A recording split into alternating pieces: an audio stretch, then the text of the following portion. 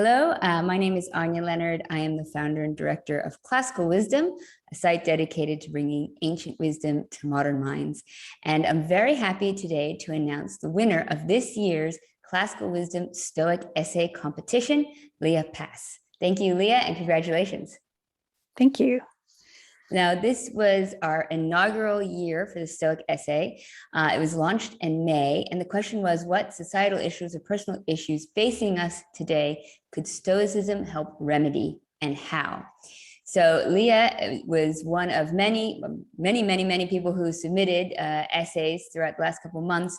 And we had some prominent Stoics help judge, including Donald Robertson, who is the author of How to Think Like a Roman Emperor, write in and say Lia's was just above and beyond. It was a beautiful essay and very moving and heartfelt, and also really showed some beautiful elements of Stoicism. And so to introduce Lia, I'd like to tell you a little bit about her. She is a Canadian multidisciplinary artist who works in image, text, and sound, exploring body and states of being. She has published one book and two chapbooks of poetry and a few personal essays, and she focused on performance-based work until 2015, when she became disabled with chronic illness. Since then, her work has been focused on text and fiber arts. So Lia, can you just tell us a little bit about how you first came to learn about Stoicism? Yes. It was a couple of years before I got sick. My husband and I read William Irvine's A Guide to the Good Life. And I'm not sure where we found out about it, but we read it together and started integrating a little bit of Stoicism into our lives. And then when I got very, very sick in 2015,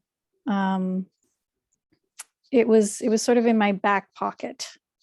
So I started delving into Stoicism more because I knew there were tools there that could help me deal with the reality of being so ill. So I got a copy of Ryan Holiday's The Daily Stoic. And even though I had a lot of brain fog and cognitive fatigue, the entries there were short enough that I could read them slowly and sort of mull over one a day. And that's how I really got into Stoicism. Well, that's wonderful. And, we work a lot with William Irvine as well. So I'll also have to tell him that you helped inspire a love of the Stoicism. Yes. I'm sure he'll be very happy to hear that. And could you maybe give a few examples of how Stoicism has helped you personally? The biggest thing for me is the idea of health as a preferred indifferent. So health being something that we would all like to have, but ultimately it's outside our control. So with my illness, ME/CFS, that's myalgic encephalomyelitis, also known as chronic fatigue syndrome.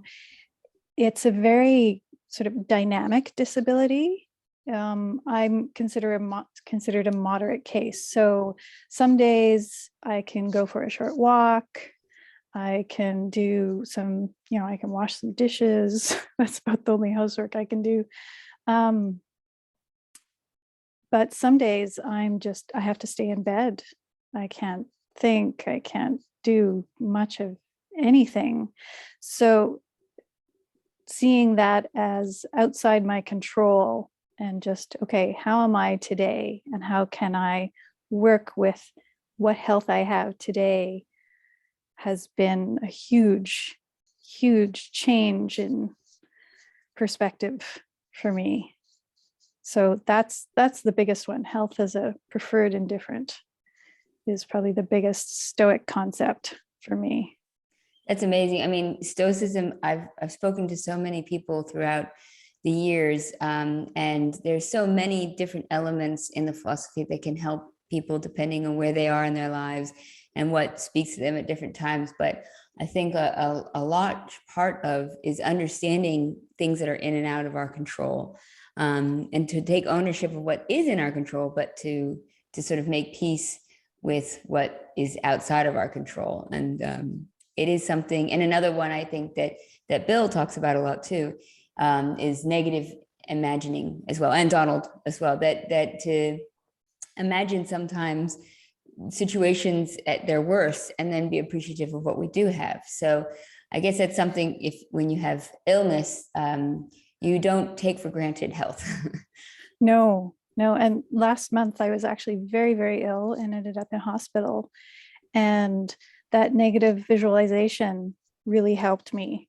Just, waiting in the emergency room and being like, okay, I know what this might be, but what's the worst case scenario? And anything better than that is great. And it makes a difference. It makes a huge difference. Thank you so much, Lia. Thank you for your submission.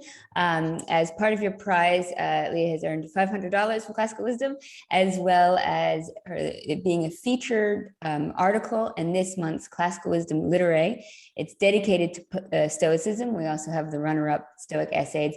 If you want to read Lia's beautiful piece, it's really moving, as I said, and in it we've put in a lot of beautiful images of her artwork as well. So if you're not a member of Classical Wisdom or you don't get our subscription, please check it out so that you can enjoy this month's Classical Wisdom Literae. And I want to say thank you again, Lia. Congratulations. And I hope you have a wonderful holiday season.